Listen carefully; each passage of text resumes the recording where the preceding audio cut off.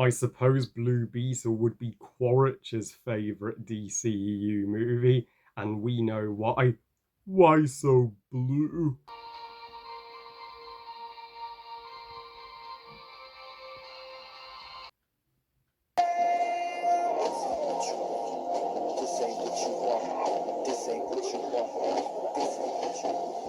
Blue Beetle, directed by Angel Manuel Soto, and is the 15th installment in the DCU overall, as well as the first DCU movie to release in 2023, and the penultimate DC movie of the non-James Gunn DCU. So, Blue Beetle tells the story taking place in Latin America, where Jamie Reyes, played by Miguel from Cobra Kai, has just returned from college, and his family are about to lose their home, so he applies for a job at Cord Industries, run by Victoria, and her niece Jenny is offering him a job.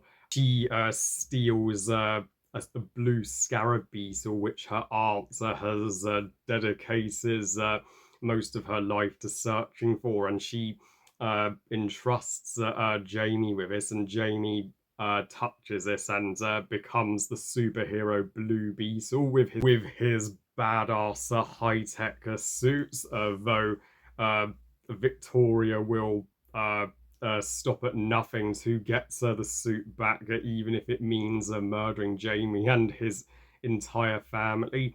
Now, Blue Beetle is not a DC hero I ever knew existed until this movie. So I do applaud DC for finally bringing a brand new character to life.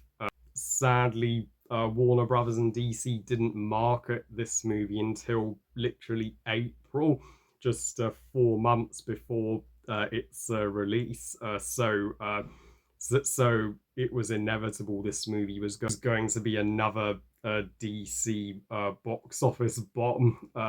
It even has the lowest opening weekend for the DCU, but critically, it is performing so much better than Shazam: Fury of the Gods and The Flash, with several hailing this as their favourite DC movie of the year, as well as the best DC movie since The Suicide Squad. And where do I stand with the general consensus on Blue Beetle? I enjoyed it more than I predicted I was, as the trailer just did not do this movie any justice. So don't judge this movie by the trailers, because you'll get more out of it than you think. It's not perfect, nor is it my favorite DC movie this year. Heck, I am in the colossal minority, but it's my least favorite DC movie this year. Sorry, guys. I would still rank it above Batman versus Superman, but I just put Suicide Squad marginally above it, because none of the Blue Beetle characters compare to Harley Quinn, let's face it. And I will get to why that is right now. But I also wanted to mention I'm wearing all blue for this review. This truly is the summer of colors. Like Barbie was a pink oriented movie, whereas with Blue Beetle you have to wear blue to this movie, or it's seen as sacrilege not to. And I saw this movie at one of the latest cinema showings I had ever seen, because there was no other showings for it earlier in the day, and shows that this was a better August for movies than last year. Last year August was a dead month for film, but what keeps Blue Beetle afloat is the family dynamic. The bond between Jamie Reyes and the entire Reyes family is the core of the film. I mean, I cared about these characters far more than I thought, particularly the sister and the grandma, and the uncle Rudy being my absolute favourites of the bunch. I mean, yeah, the grandma, she especially kicked ass in the final battle, as did the sister with her techno-powered fists. So there's some real girl power in this climax, and the Uncle Rudy. I mean, he uh, it was not only a comedic marvel of a character, but so he did have some more significant moments with Jamie than I expected him to, and he was kind of like a second dad because spoiler alert, his actual father dies halfway through the movie, and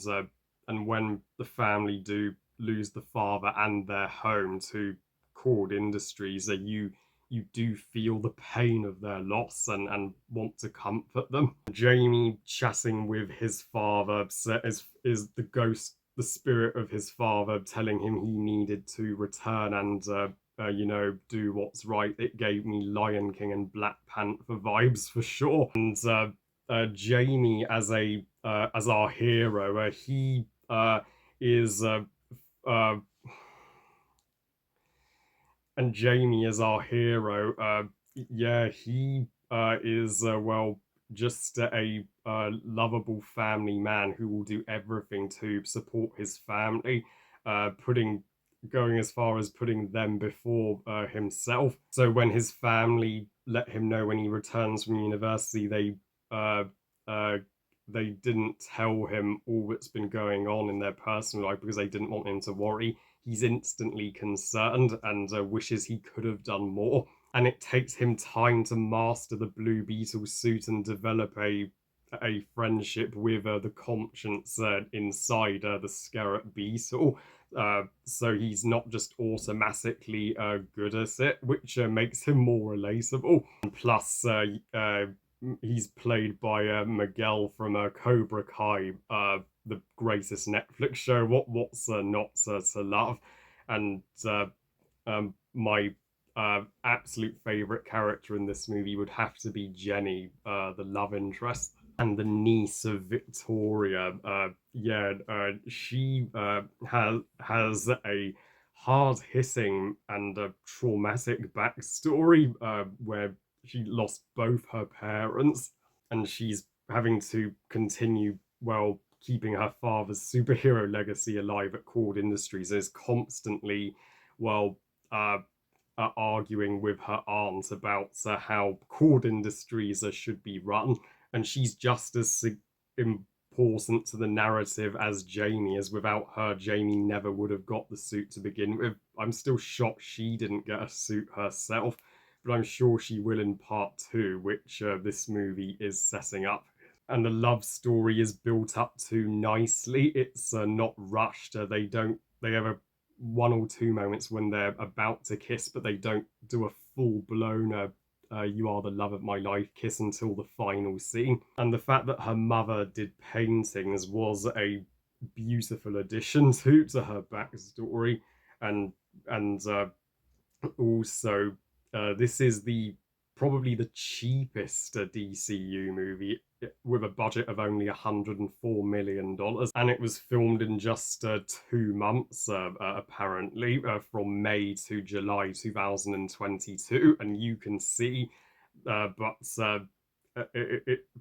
a double-edged sword that it's a superhero movie that's staying small and not trying to be part of uh, a humongous cinematic universe. But at the same time, it means it does have its cliches. And the action, what was a blast. And when uh, when he first gets the suit and goes up into space and splits a bus in half, you instantly get Iron Man vibes from that. Oh, and his two fights with carrot plaques were the most epic in the movie. I mean, you felt the raw intensity of them. And the fight at the Ria's house, where Jamie is doing his best to protect and shield his family, was the most emotional one. So not the finest action of the DCU, but still, you cared about what was going on, and the abilities of the suit made the action that much more entertaining, particularly the shield and the uh, fucking badass sword which Jamie Mays and wielders. And this movie is an important movie for Latin Americans. I met several Latin Americans in my holiday to Florida 10 years ago, and they were such lovely people to meet, and it helps that Angel Manuel Celso is of Latin American descent, so he nailed the Latin American culture here. And if there was one weaker link with the characters, it would have to be the villains. Uh, they are extremely weak and cliches. I know not all superhero villains are going to be Ares great or Zod great or Thanos great, but you can at least try to make them a legit threat. But with the villains here, they did not even try. Even Carabax, the with the Terminator hand and the suit of armor. I mean, he was the villain that Jamie physically engages with more than the others, but they they try to make him sympathetic by showing his backstory and what Corb did to him. But at that point, it was too late in the day, and I didn't feel anything. And uh, uh, and and plus Victoria herself, played by Susan Sarandon. Nothing wrong with her performance. Her acting can't be faulted, but her character, well, was the definition of a cliche. She's that villain who you have something that belongs to me and I'd like it back.